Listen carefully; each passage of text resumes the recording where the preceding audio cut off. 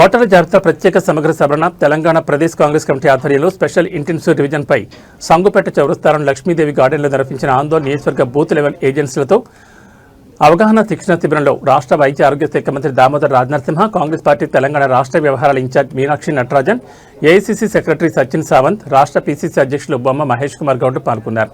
ఈ సమావేశంలో ఎస్ఐఆర్పై మంత్రి దామోదర్ రాజనరసింహ బిఎల్ఏలకు పలు సూచనలు చేశారు. అర్హులైన ప్రతి ఒక్కరిని ఓటరుగా నమోదు చేయాలన్నారు. ఓటర్ల జాబితాలో తప్పుల సవరణ కృషి చేయాలన్నారు. ఓటర్ తన ఓటు హక్కును కలిగి ఉండేలా చైతన్యాన్ని పెంపొందించాలన్నారు. ఎస్ఐఆర్పై ప్రజాప్రతినిధులు ప్రతి ఒక్క బూత్ లెవెల్ ఏజెన్సీ అవగాహన కలిగి ఉండాలన్నారు. ఎస్ఐఆర్ యొక్క ముఖ్య ఉద్దేశంపై అవగాహన కల్పించారు. ఈ సమావేశంలో MP Suresh Shetkar, MLA doctor Sanjeev Reddy, DCC president TGIIC chairman Nirmala Jaggareddy, Kata Srinivas Goud ముఖ్య నాయకులు పాల్గొన్నారు.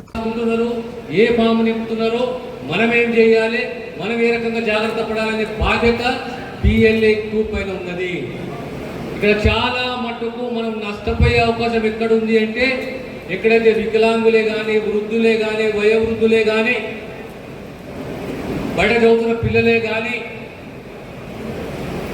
మహిళావంతులే కానీ సరిగ్గా ఫామ్ నింపకపోతే కష్టమవుతుంది.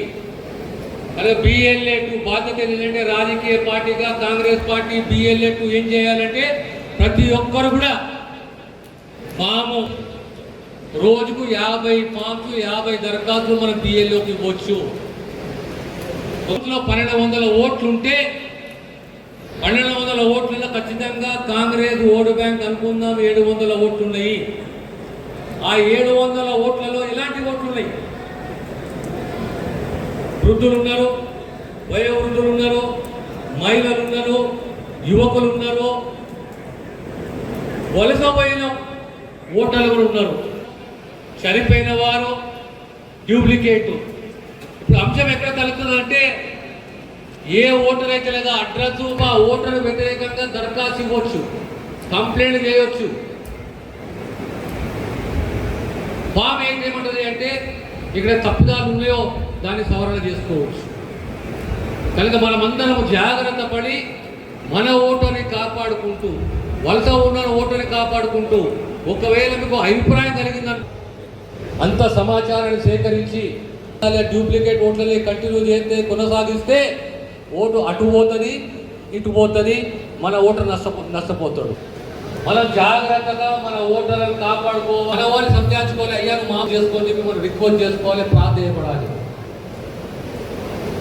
అదే రకంగా సోషల్ మీడియాలో మన కార్యకర్తలు యాక్టివ్ ఉంటారు. 1000 మంది సోషల్ మీడియా సోల్జర్స్ ఉన్నారు, సైనికులు ఉన్నారు. వీళ్ళ ఓట్లు మనము కొట్టేసే విధంగా ప్రయత్నం చేయాలనే ఒక ప్రయత్నం ఉంటుంది. దాన్ని మనం జాగ్రత్త పడాలి.